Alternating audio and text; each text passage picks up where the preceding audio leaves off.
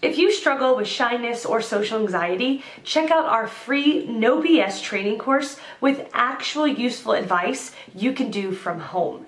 None of that just get out there nonsense. The link is in the description below. For now, let's get to today's question.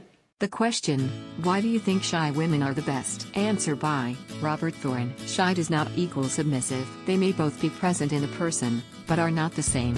Many shy women are very strong and will not tolerate abuse or bullying and are more than capable of standing up for themselves. Shyness is feeling awkward in the company of strangers for various reasons. Once the ice has been broken, shy people can be as outspoken and voluble as anyone else. They just have to get to know you first. Many extrovert people can conversely be submissive. There is nothing wrong with being submissive or shy. We are all different. What is wrong is being bullying and abusive.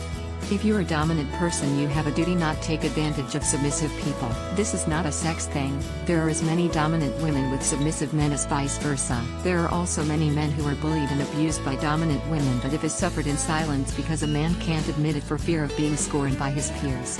Abuse on men by women tends to be more mental abuse, but a large amount of physical abuse exists too, made worse by the fact men have been indoctrinated, quite rightly, not to hit women so they have no means of defense. I speak from a white English perspective.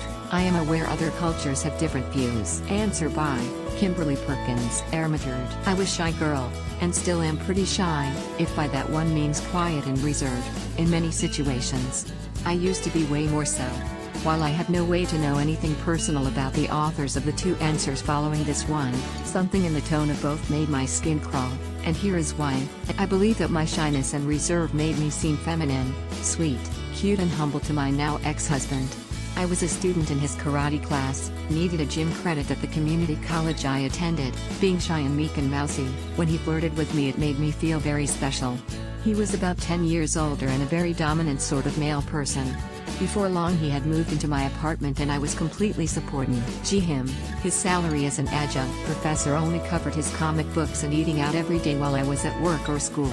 But since I was so shy and feminine and not outspoken, I said nothing even when something happened to his car that he hadn't licensed or insured, so he had to drive mine all the time, sometimes leaving me waiting for hours outside in the dark after class, and also said nothing even when he damaged it. I was humble, so I never said anything when he insisted that I change my schedule to work around his.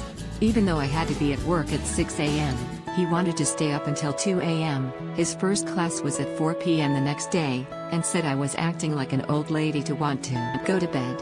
When he made comments about my cooking, I was 20 years old and really did not know how to cook.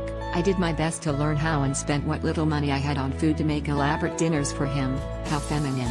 And buy the expensive beer that he liked. I was so reserved and feminine that I didn't say anything when he'd stay out all night and come back the next day as if nothing had happened, even though for all intents and purposes otherwise he treated my apartment like he lived there and acted as if we were married if he wanted sex or food.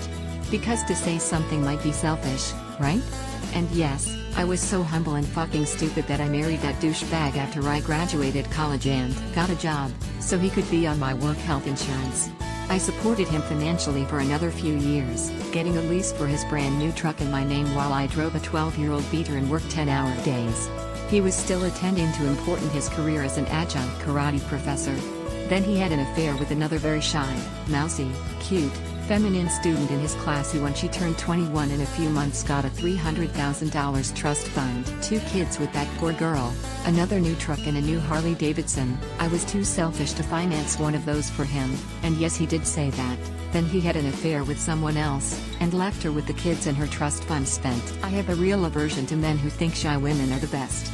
This man liked shy women because they kept quiet while he walked all over them.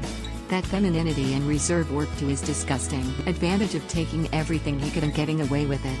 It took me about 10 years to pay off the credit card debt that he ran up while I was too reserved and quiet and shy to say anything. Answer by Guy Thwaites. Shyness is a positive trait in women because it's cute. It's feminine. It demonstrates humility, because she's not boastful. It demonstrates self-awareness, which shows she's at least reasonably intelligent. It demonstrates an awareness of others, which shows empathy. It allows me to take the initiative around them, which makes me feel more masculine.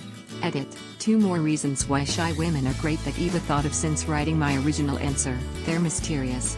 It's more interesting to try to get to know a shy girl because one always wonders what personality treasure she's hiding. Because shy girls don't try to overtly gain the attention or appreciation of others, it suggests that such girls are not likely to be flirtatious or unfaithful while in a romantic relationship. Shy people tend to be loyal, and that's a trait worth valuing.